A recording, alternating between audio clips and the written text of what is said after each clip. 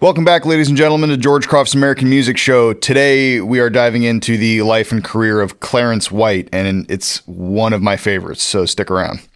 All right, we've got a new music alert. My newest single, The Ballad of George and Dan, just dropped wherever you stream your tunes. I love this song. It's a true story I wrote about a road trip that my grandfather and his brother took back east to buy a motorcycle and then drive it home, and they didn't make it all the way. But it's a fun story, and it was a lot of fun to write.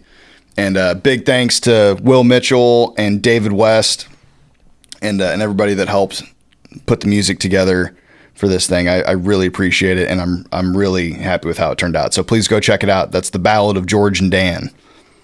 We are also brought to you by Tyler & Co. Marketing, providing top-notch photography and videography services to Northern California. Tyler & Co. is your one-stop shop for social media content, product videos, commercials, promotional videos, and best of all, weddings and events.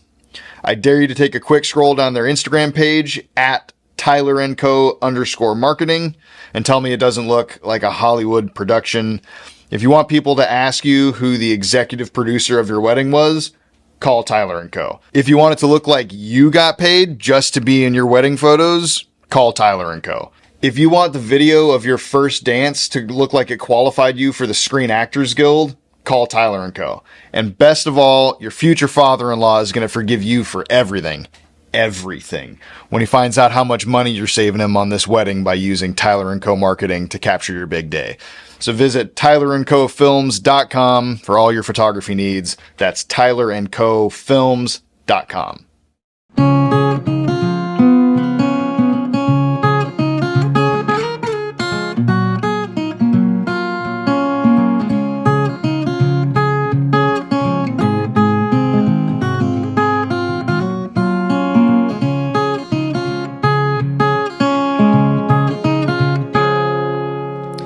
All right, so Clarence White is one of the, as far as run-ins with other characters we've done on the show, he is like the last piece of a Sudoku puzzle that's just like the missing square. He's so tied into some of these cool stories we've done.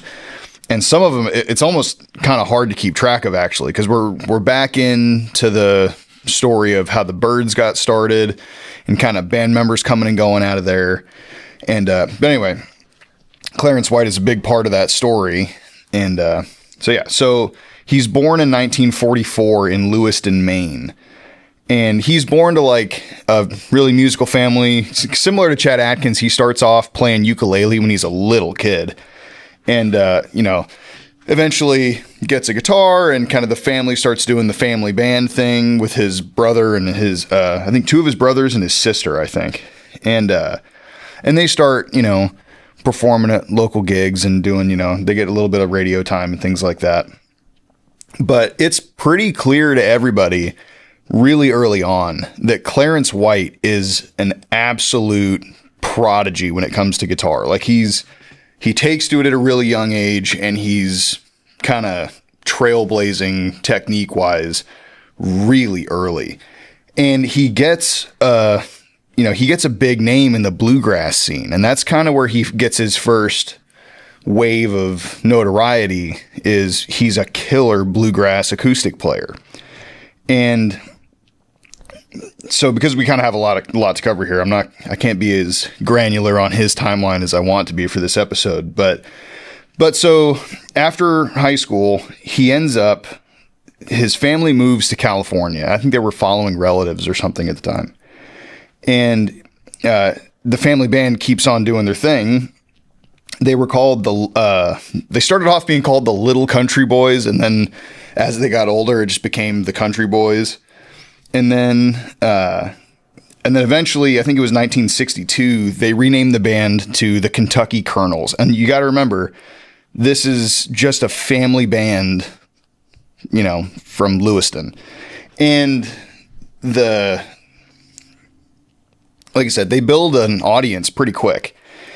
And immediately here, we start running into the names that are going to become important. So when they are performing as the Kentucky Colonels, they catch the ear of a young Chris Hillman, who was like 15 at the time when he started paying attention to the Kentucky Colonels. So Chris Hillman is a fan. As we know, Chris Hillman is one of the founding members of the Byrds. So that's our first run-in, is Chris Hillman is a fan of the Kentucky Colonels. Then, because the bluegrass scene takes a little bit of a hit during this time in the early 60s, with like rock and roll's coming along. This is where we're back into the era of Los Angeles music where like Glenn Campbell and the Wrecking Crew were doing their thing. There's just a wave of talent coming through here. And so Chris Hillman, like I said, became a fan early on. And then Chris Hillman joins the Byrds. And it was like we really should do a separate episode on Chris Hillman and the Byrds. If Chris Hillman's watching this, I would kill to talk to Chris Hillman. So that would be, there's so many cool stories that we've run into. But anyway, so Chris Hillman becomes a founding member of the Byrds when he's like invited to a recording session. And that original group, if you remember, included, I think it was Gene Clark and David Crosby, who, going back to our Graham Parsons episode, that original group was great for their harmonies and everything, but they ran into trouble really early on. And if you remember, early on there, Graham Parsons joins the scene of LA. And one of his first moves when he gets there is to go to a house party at David Crosby's house, and he swoops David Crosby's fiance, like shows up to the party by himself, leaves with Crosby's fiance, which was a real ego check. And then later on, Graham is the one that replaces David Crosby when he leaves the Byrds. But put a pin in that for a second. While this is happening, another episode we did, which was Vern Gosden, Vern and his brother Rex had made that same, pilgrimage to LA, and they're working in the same scene. And they're all kind of bumping into each other, making connections. And Gene Clark, who... hold on. The reason it's so easy to get turned around with the Byrds is because there's so much coming and going, and all of their names are similar. So there's 2 Genes, 2 Clarks, and 2 Parsons, and Gene Parsons is in 2 of those categories. So it's really hard to like immediately recall which guy you're talking about. But it was Gene Clark who was one of the first guys to leave the Byrds because he had like an anxiety about flying. It was like the touring pressure got to him, and he, just couldn't kind of stick with the band. So he's one of the first members to leave. And when he goes into solo work. So he makes his first solo album. And the person he makes that album with, is the Gosden brothers, who had just shown up, and they were, performing on the folk and bluegrass scenes. So he brings on Vernon Rex for instruments and harmonies, and he cranks out this solo album called Gene Clark and the Gosden Brothers. In the making of that album, they tap Clarence White to play guitar. Now, Clarence White at this point, like I said, he's still playing acoustic guitar for the most part, but he's starting to get into electric, and he's developed this reputation as a killer session musician. And he's in the same circles. He was never an actual, what you would call, I mean, the Wrecking Crew wasn't an official title, but, they were kind of this core group of musicians. Clarence White was never really a card-carrying member of the Wrecking Crew, but he was in the same circles, and he got used on several recordings with them. So, like, him and Glenn Campbell worked together on a couple of recordings, both playing guitar, and, just a few, a bunch of others. But that's how he ends up connected to Vern Gosden and Gene Clark. So he's, him and Vern Gosden, they team up and they start playing around. Like, this is where the Nashville West group starts to show up, which was a backing group for the house band at a club in LA. Which I think the club was called Nashville West. But that backing group goes to Nashville eventually and kind of starts working with other artists also. And Rex and Vern and Clarence are all part of that combination. So we've connected Vern Gosdin, and part of the reason that happened, Vern Gosdin got introduced to Gene Clark through Chris Hillman again, who was also a fan of Vern Gosdin's band. So Chris Hillman is really this sort of like connection maker guy on the scene back then.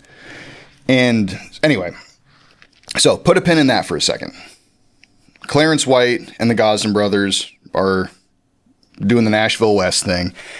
And while that's happening, we get back to the Byrds storyline for a second. This is where David Crosby leaves the Byrds to join Buffalo Springfield, because this is where, like, I think it was Neil Young just decided not to perform in a music festival, and Stephen Stills, who had heard of David Crosby, like, just invites him on for a set but both bands were playing at this festival, so David Crosby's kind of double dipping, and it causes a bunch of conflict. And so he ends up leaving the Byrds, and they replace him with the guy that swooped his fiance, Graham Parsons, who had been around the scene at that point. And this storyline, remember, Graham Parsons gets into the Byrds. He's only in the Byrds for a few months, but in that period, he's completely railroaded the Byrds. Like, he's made them into a country band, and he wanted to record a country album. And he apparently was kind of a nightmare to deal with, because he really did just railroad that band. Like, he was not a founding member. He wasn't brought on as a front man. He was brought on to, like, play keys. And he, just through force of personality, gets them to make the Sweetheart of the Rodeo album. Now, one of the pieces of the Sweetheart of the Rodeo album, we have to snap back over to the Nashville West guys, because Clarence White and the Gosdin brothers are doing the Nashville West thing, and this is where they meet a guy named Gene Parsons. Now, Gene Parsons, who would later join the Byrds and become the other Parsons that, like, causes all the name confusion, but he's connected through Clarence White and the Gosdin brothers, and it is during this time that they're doing the Nashville West thing. So Gene Parsons was a drummer, and he was also a mechanic. So he had a bunch of skills. And Clarence White was so much of a guitar wizard that he was running into where he wanted to make sounds that would sort of require three hands to do. Like, he would reach up and, like, either move his tuning peg, or he would, like, lift a string off the bridge. He was doing all kinds of weird stuff to try to get these kind of slide guitar noises that he wanted to get, but he couldn't get it quite the way that he wanted. So he goes to his new buddy, Gene Parsons, and is like, hey, do you think you could rig up something that would allow me to make that sound? And this random set of skills that Gene Parsons had, he goes, yeah, sure, I could do that. Give me your guitar. And takes Clarence White's guitar to his house, and he starts cutting chunks out of it. And he rigs up this really elaborate system of, like, levers and gears in the back of this guitar that basically went from the strap peg in the front along the back of the guitar down to the bridge, and where he could connect the B string to this lever. So all Clarence White had to do was push down on his guitar neck, and it would raise the B string a full note. So he could be playing and riffing and then just lean on his guitar, and it would make this slide guitar sounding noise, which was the first time this has ever been done. And that has come to be known as a B-bender guitar. And now there's, time and innovation, guys have made all kinds of stuff. The B-bender guitar sound took off, and it became a kind of staple. Like, Brad Paisley plays a couple of those, but Brad Paisley has a guitar that is a G bender, I think is what he does, and he has one that's both. And, like, a bunch of other artists adopt this technique, and it's this just wild. And the mechanisms got more sophisticated as time went on, but the first one was Gene Parsons just hacking chunks out of the back of Clarence White's guitar. And when he first brought it to him, so he goes home, a couple of days later or whatever, he comes back in and he just throws a chunk of wood across the table to Clarence White. And Clarence kind of looks up and is like, we're past the point of no return, aren't we? And he's like, yeah, but it's going great. Don't worry about it. And sure enough, it works perfect. It was exactly what Clarence White was after. And he takes to it like a fish to water. Like he's immediately, it just filled that gap in his playing style that he wanted to fill. And it was just wizardry that nobody had heard before this. And that sound is what Graham Parsons heard and was like, oh, we need that on the Sweetheart of the Rodeo album. So when you go listen to Sweetheart of the Rodeo, it's a Byrds album. Clarence White is not a member of the Byrds at the time, but he gets hired to play guitar on Sweetheart of the Rodeo, mostly because Graham Parsons heard this B-bender sound. And it is, if you listen to that album, it's all over it. And it's a huge part of why that album sounds so country, because there is no slide guitar there. It's just Clarence White with his B-bender. So then the, Byrds story continues where right after making Sweetheart of the Rodeo, Graham Parsons has come along and just kind of really thrown a wrench in the band dynamic. He's changing the way they sound. Then they're supposed to go on this tour to South Africa, and that is where he meets the Rolling Stones and basically decides to hang out with them, and he leaves the Byrds instead of going to South Africa.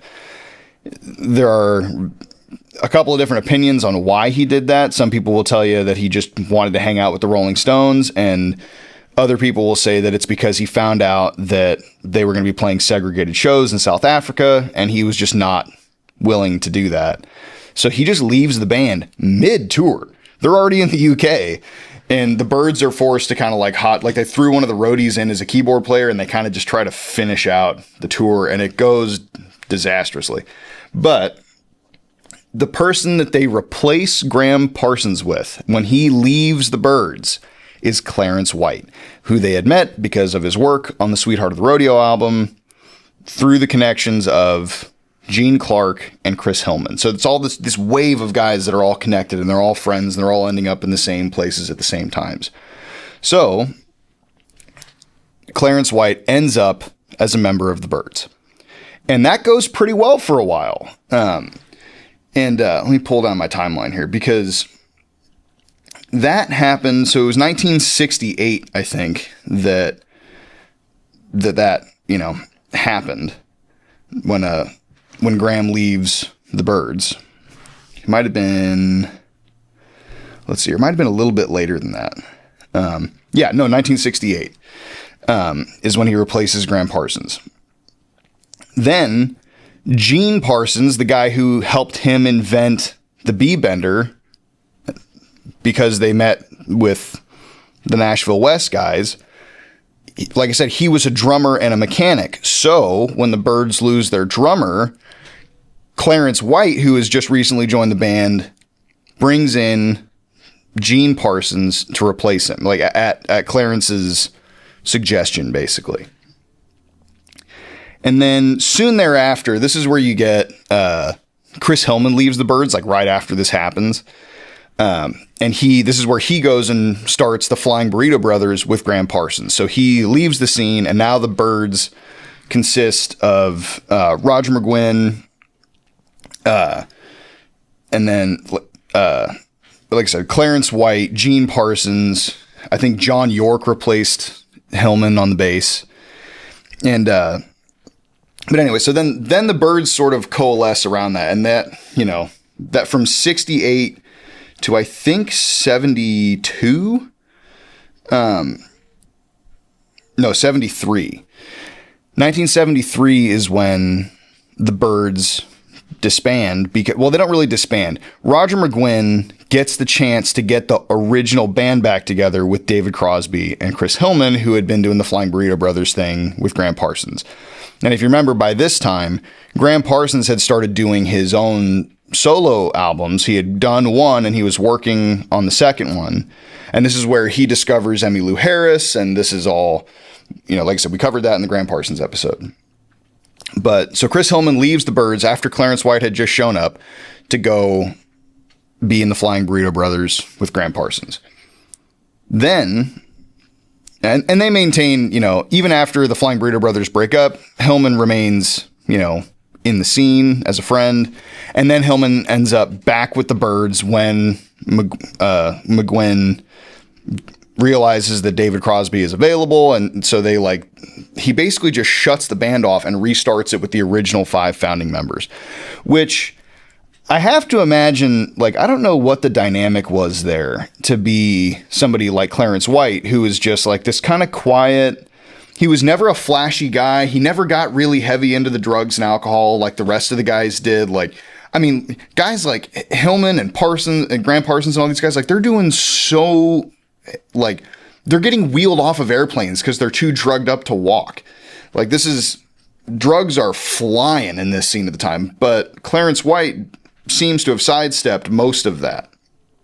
And because, like I said, he was, from a pretty conservative family. He was a pretty quiet guy. He wasn't into the whole rock star thing. He was happily married at the time. And he just wasn't super into that scene, but he was just this virtuoso on guitar.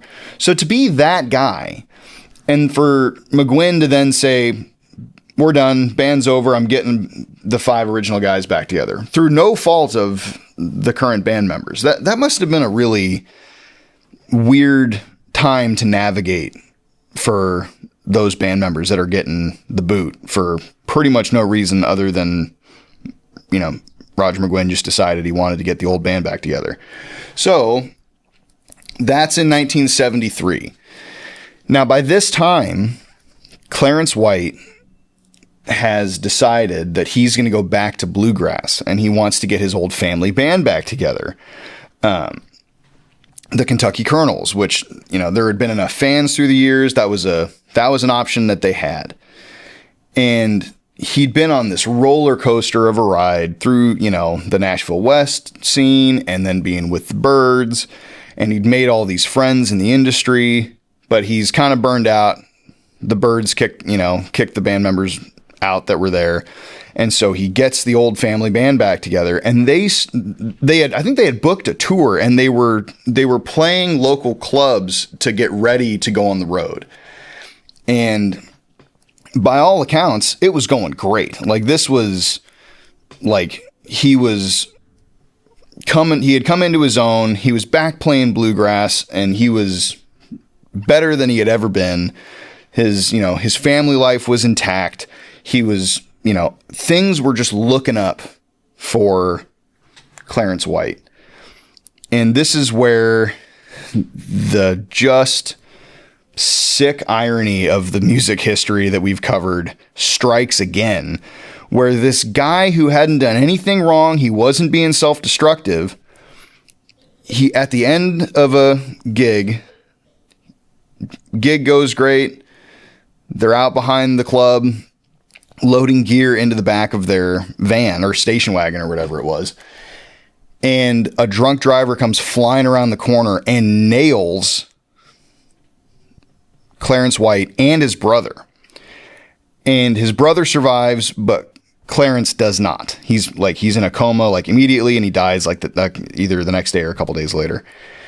And that was another just unmitigated tragedy. It fits in the same category as Jim Croce and Jim Reeves and Patsy Cline and all these people that didn't die from drug overdoses. They didn't die because they were doing anything crazy. They just had accidents, plane crashes and drunk driving accidents, and Johnny Horton was the same way. Except Johnny Horton was a little bit more of a wild man, but still killed by a drunk driver. So that all of those connections and all of that talent leads to this moment in a parking lot behind the club he was playing when he gets struck and killed.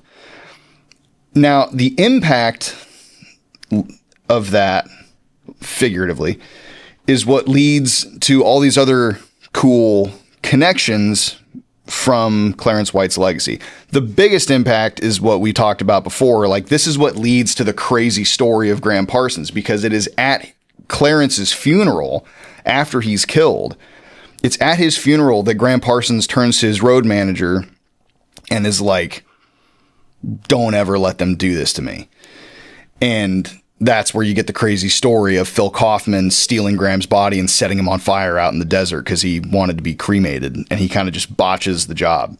But that story comes because of Clarence White, who had just had all these run-ins with everybody. He was right there for the Sweetheart of the Rodeo album. He replaced Graham in the Byrds. He was a wildly talented guitar player, and that's why Graham was at his funeral in the first place. Now, aside from that story of, the Graham Parsons, death story, the B-Bender guitar storyline is another one that carried on. Like that, it's one of the most long-lasting impacts that Clarence White had musically, because that kind of became its own instrument. Like, it's this thing that is like kind of the specialty item, but the real classic guitar players know how to do it. Like I said, like Brad Paisley and a bunch of other guys. Marty Stewart. So Marty Stewart was a huge Clarence White fan. And I think they might have met once, but it wasn't like they knew each other very well. And so years later, Marty Stewart tells a story about how, so Marty Stewart had become friends with Clarence White's wife in the years after his death. And she was in a position where she was not doing great financially, and she was having to sell off some paraphernalia to pay the bills, basically. And Marty Stewart gets wind of this and goes to her and is like, I'll take what... Well, I think she might have actually called Marty Stewart to tell him, hey, I'm selling some of Clarence's stuff. I know you were a big fan. Why don't you come by and see if there's anything you want in here? And Marty Stewart had, some success under his belt already, so he had some money to burn, and he was just like, yep, I'm coming, whatever, I'll take whatever you got. And so he comes to the house, and she's showing him all this, Clarence White stuff, guitars, and, a nudie suit, and a bunch of other stuff. And when he's there, Marty Stewart asks, she didn't bring the B-Bender guitar out to show him. There was a different guitar and some other stuff, but then Marty kind of asked, is the B-Bender still here? And she goes, that's really what you came here for, isn't it? And Marty Stewart is like, I'd like to at least see it. Can I just see it and maybe play it? And she says, yep. She pulls the guitar out of the closet or whatever. It's missing a string, so Marty Stewart puts a string on it and starts playing it there in the house. And he's obviously just in love with the guitar immediately because of its connect. It was the first one. It was one of one that had, gone on to inspire all kinds of other guitars and artists. So Marty Stewart is sitting in Clarence White's house playing his old guitar, and Clarence White's wife is like, do you want to buy that one? And he was like, if you'll sell it, if you're going to sell this, 100% I'll buy it. And she basically decided that Clarence White would approve of Marty Stewart having that guitar because Marty Stewart would take care of it. He would use it. He would give it the respect that it deserved. And so Marty Stewart throws his checkbook on the table and basically says, you write whatever number on there you think is reasonable. And if it's not reasonable, my mom works at a bank. I'll go get a loan. He was not leaving that house without buying every Clarence White thing that was there.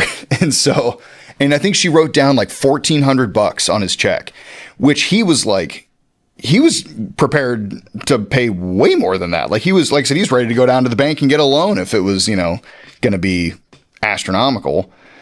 And, but, Clarence White's wife just writes $1,400, or it might have been $1,450 or something. And so they have this sweet moment where he's like, I can pay you more, put more on there. And she's like, no, it's, Clarence would appreciate you having these things. I appreciate you taking care of it and kind of carrying the legacy on. So that's how Marty Stewart ends up with Clarence White's guitar. I actually got to see this guitar at the Country Music Hall of Fame. They were doing an exhibit and that guitar was in there. And I didn't know this whole story at the time, but now looking back, I'm like, oh man, I was right there. I saw that guitar behind the glass, which was just so cool. And so like I said, Marty Stewart kind of picks up that torch and carries it on. And then later comes Brad Paisley, who will say he learned it from Marty Stewart. So Brad Paisley learned it from Marty Stewart, who learned it from Clarence White. And that's that sound continues on into the music today. And that's, when you hear that, you're hearing the echoes of a wildly talented dude, wildly smart, paired up with just an immense amount of luck running into Gene Parsons, who was able to pull this off. I mean, he's not like an engineer. He's not like some, he's a drummer and a mechanic, and he was able to just come up with this mechanism that completely changed the way people can play, that style of guitar. And so all of that luck and all of those run-ins and all of that inspiration and brains and just a can-do attitude lands in Marty Stewart's hands, and he goes on to inspire, the next generation of listeners.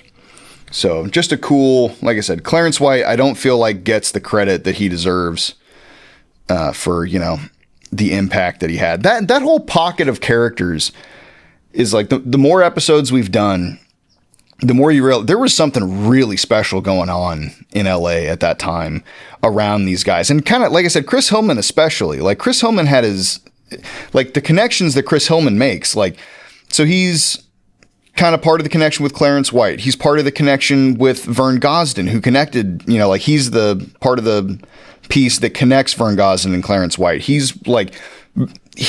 Chris Hillman is the guy who just walked into a bank and saw Graham Parsons across the bank after David Crosby had just left. And Chris Hillman's like, hey, you're Graham. We have an opening and you should audition. And so he makes the Graham Parsons connection. Then later, he's the one, when Graham Parsons is looking for a female vocalist, Chris Hillman is the one who's like, hey, I found this girl in a coffee shop. Her name is Emmylou Harris. You should call her. So he makes that connection. Then later, after Graham's death, when Vern Gosdin, after he had taken a break from the music scene to work in a glass factory, decides to get back into the music, he calls Chris Hillman to get Emmylou Harris's number because he wants her on the record that he's coming back to make.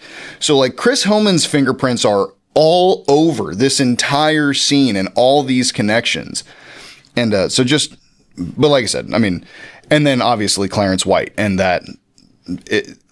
to be in that position and to meet all of those people and to make all of those, it must have been just an unreal time to be alive as a musician. And anyway, but like I said, this episode is about Clarence White, and his impact on music is just immeasurable. And I feel like his name isn't as known as it should be, but hopefully now go check him out. So that's Clarence White. Thank you guys for listening, and we'll see you next week.